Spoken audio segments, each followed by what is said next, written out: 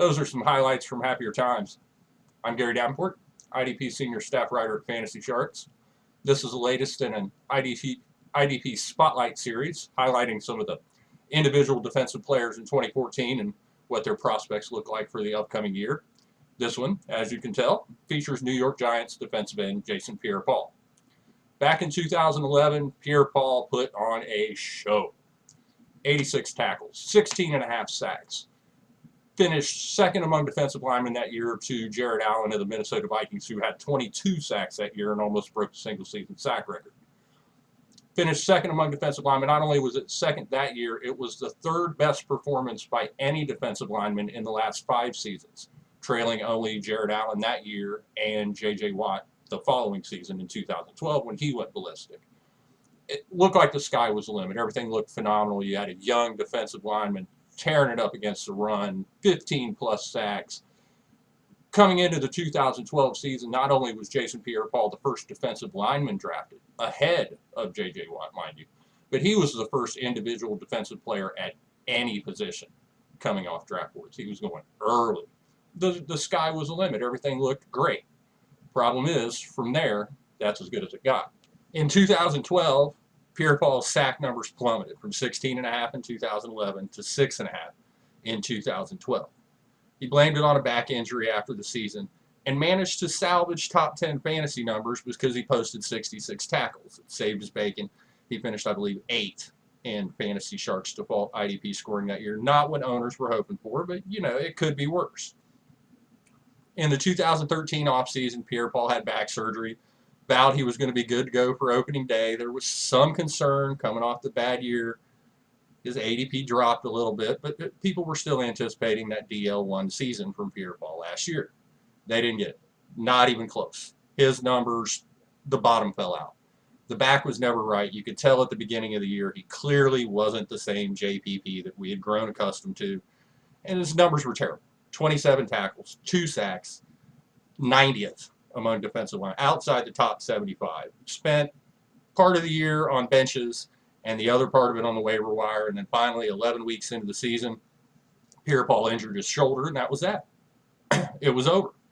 So here we sit this year in sort of a similar position as last year. We've got Pierre-Paul coming off a bad year, albeit a worse one than he was in 2012. There are some concerns about his health, and it leaves fantasy owners wondering, you know, what do I do now?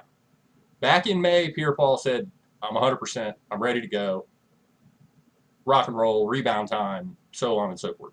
He backtracked from those statements a little bit recently while speaking with Connor Orr of the New York Star-Ledger. Pierre-Paul said, and I quote, I still feel a little something.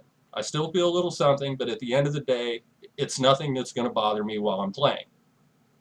Now I'm flying to the ball. Last year I was completely back surgery. You couldn't expect me to come in and do what I did in 2011. Then I got hurt with my shoulder. I got something to prove this year, and I'm going to shut a whole bunch of people up. I want to shut them up. You know what I'm saying? It's not even going to be new to me. I'm confident in the way I play my game. You know what I'm saying? When I'm at the top of my game, it's ridiculous. Everyone has seen me there before. End quote. Now, on some level, it's a little bit of both. You know, we certainly want to hear that he's angry and wants to shut people up and wants to return to that 2011 form and just tear up opposing offenses all season long. But you have to be a little bit concerned that he's still feeling some pain in that surgically repaired back. With that said, given where Pierre-Paul's going in drafts, early IDP drafts, which is right around the bottom of the top 30 so far as IDPs overall, and I believe 6th among defensive linemen at my fantasy league, it's a gamble that I think is worth taking, if only because there just aren't that many weekly starters on the defensive line that you can plug in and count on. There's maybe 4 this year that I really trust. Greg Hardy, Chandler Jones, J.J. Watt, Robert Quinn. After that, there's a drop-off, and there's questions about every one of the players after that, whether it's age, role, a disappointing season, coming off an injury, changing teams, you name it. Every one of those guys is going to have a question. What every one of those guys doesn't have is Pierre-Paul's insane upside. I mean, you look at 2 years ago, even in a down year, he still managed the 66 tackles and salvaged a top 10 finish. You just aren't going to find that many defensive ends who are capable of posting 80-plus tackles and double-digit sacks. And it's that capability in run defense. And Pierre-Paul annually grades at or near the top of the NFL in run defense. He was even top 12 last year at Pro Football Focus in the nightmare that was 2013.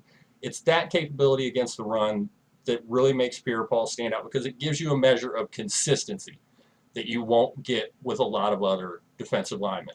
You don't so much have to worry about that 0 solo, 1 assist week from Pierre-Paul. Even if he doesn't get to the quarterback in a given week, he's going to throw up, 4 or 5 tackles, and that's at least going to salvage you a few points. You're not staring at that donut on Monday morning, wondering why you bothered to start that guy. Is there risk involved with Jason Pierre-Paul this year? Absolutely. Are you taking a gamble by drafting him as a top 10 defensive lineman? Absolutely.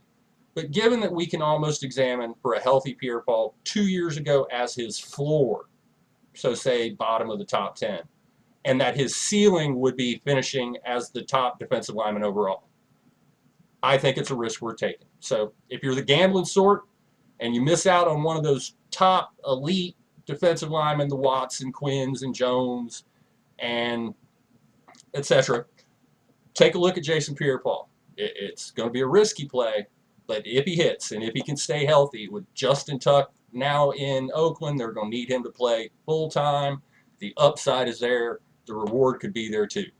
I am down with JPP in 2014.